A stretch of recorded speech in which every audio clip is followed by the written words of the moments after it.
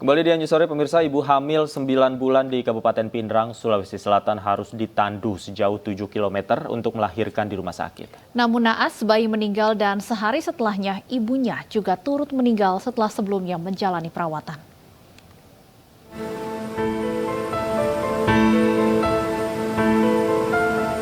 Inilah video amatir warga yang merekam saat warga bergotong royong menandu seorang wanita hamil bernama Asmia, 33 tahun sejauh 7 km untuk melahirkan di Puskesmas Salimpongan, Kecamatan Lembang, Kabupaten Pindrang, Sulawesi Selatan.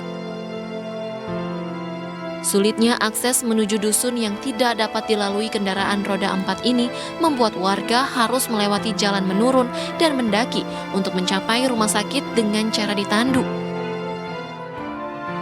Asmia awalnya dibawa ke Puskesmas Salimpongan dan dirujuk ke RSUD Salindrang. Saat tiba di rumah sakit, Asmia melahirkan bayinya namun sudah dalam kondisi meninggal. Pemeriksaan itu kondisi janinnya sudah tidak terdengar denyut jantung janinnya. Makanya diputuskan untuk merujuk malam itu.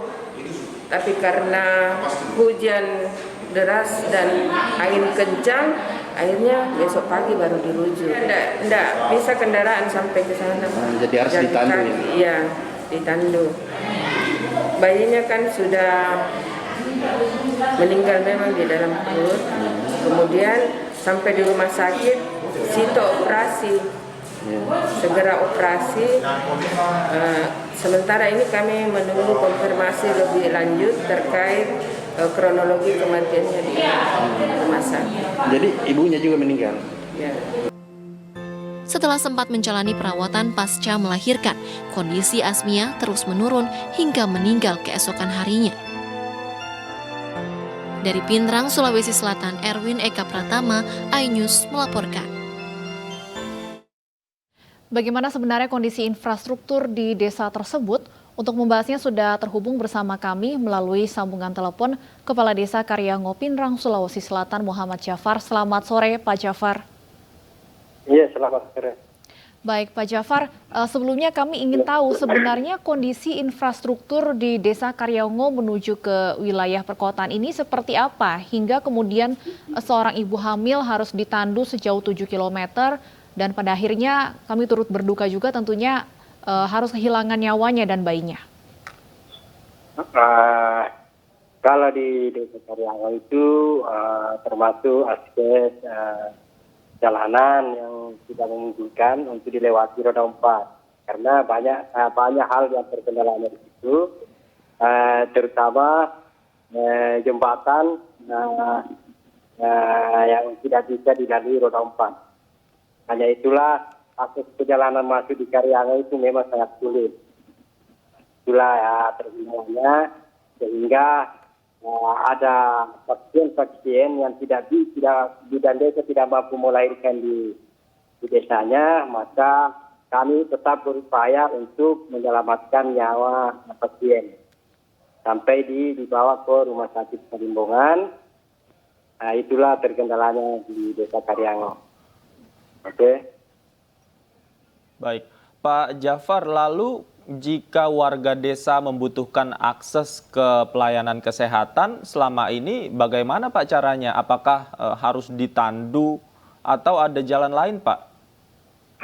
Kalau di Karyango itu tidak ada jalan lain kecuali menuju ke Bakari. Itulah yang paling terkendalanya itu kan jembatan. Makanya warga desa Karyango memang betul-betul kapan lagi kami yang nikmati yang namanya kesenangan kalau jembatan itu tidak diizinkan warga desa Karyango. Di Desa Karyango ini tidak ada pelayanan kesehatan Pak atau puskesmas misalnya? Kalau puskesmas cuma di Salimpongan, tapi kalau pustu ada juga bidan desa. Jadi iya. Baik, kalau pelayanan kesehatan terdekat jaraknya berapa Pak? Berapa jauh dari desa? Kalau di Desa Karyango menuju ke puskesmas sekitar 25 kilo antara Desa Karyango ke Desa Bakaru sekitar dari kantor itu, kantor desa sekitar 3 kilo, tapi kalau warga itu sekitar 7 kilo menuju ke Bakaru yang tempatnya akses roda 4. Kalau di Bakaru menuju ke puskesmas sekitar 20-an kilo itu. Ya, itulah. Iya, kami melihat dalam video yang kami terima setelah ditandu, kemudian juga pasien masih harus melanjutkan perjalanan dengan menggunakan mobil yang sudah menunggu sepertinya ya Pak.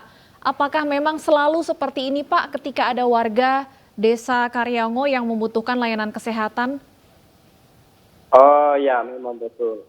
Karena kalau di Karyango itu, di Desa Karyango, kalau bidan desa tidak mampu lagi, tetap kita rujuk seperti yang dulu itu, mobil harus menunggu di Bakaru sambil ditandu di Karyango sampai ke Bakaru, baru dibawa ke puskesmas Tembongan.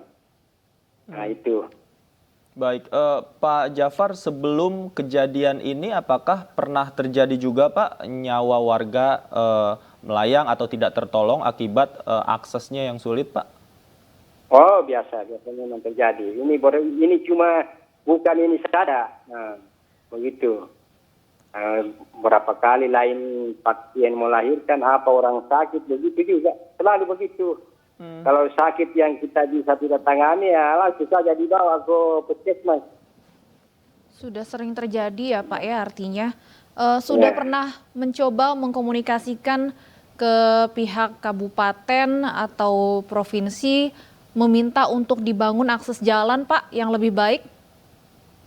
Itu sering, tapi kalau di kabupaten itu tentunya barangkali karena ini anggaran yang besar, jadi mungkin jadi pertimbangan juga, karena setiap musrembang itu tetap saya usulkan itu jembatan sampai di provinsi dan pusat. Makanya itulah yang terkendalanya kami, ya itu saja jembatan. Pembangunan jembatan bisa mempersingkat waktu tempuh ya Pak ya? Oh bisa. Sudah diusulkan ke Dinas PUPR setempat Pak?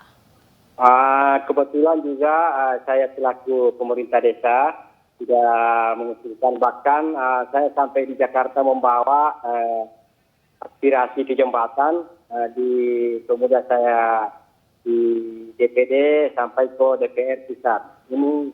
Itulah yang proposal saya bawa ke sana. Tanggapannya seperti apa Pak hingga saat ini? Sampai sekarang masih dalam proses.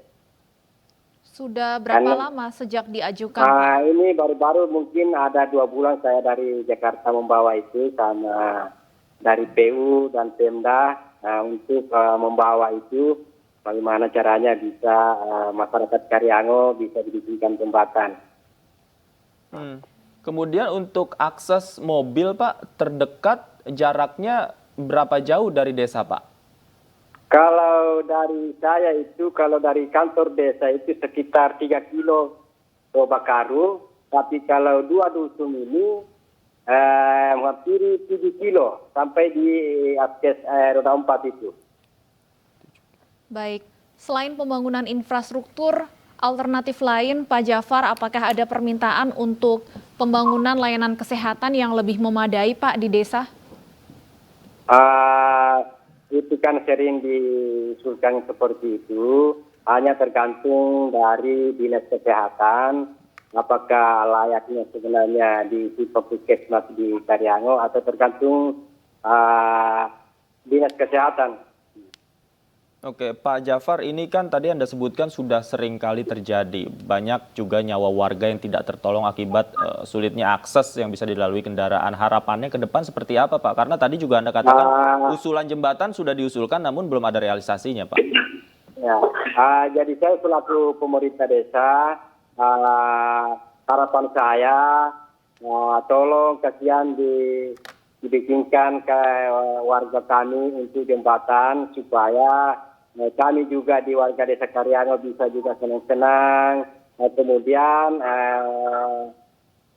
penghasilan kami bisa menghasilkan yang sangat luar biasa juga. Baik. Karena di Karyango itu kalau kita berbicara masalah akses kan luar biasa. Baik. Nah, bukan orang sakit saja yang butuhkan, tapi semuanya warga yang sangat membutuhkan jembatan Baik. itu. Makanya itu saya selaku pemerintah desa mudah-mudahan bisa terrealisasi apa keinginan kami selaku warga desa Karyango. Baik, kami harapkan ada pihak-pihak terkait yang mendengar perbincangan kita sore hari ini, Pak Jafar. Semoga keinginan warga desa agar infrastruktur ini dibangun bisa segera terrealisasi. Terima kasih Pak Muhammad Jafar, Kepala Desa Karyango.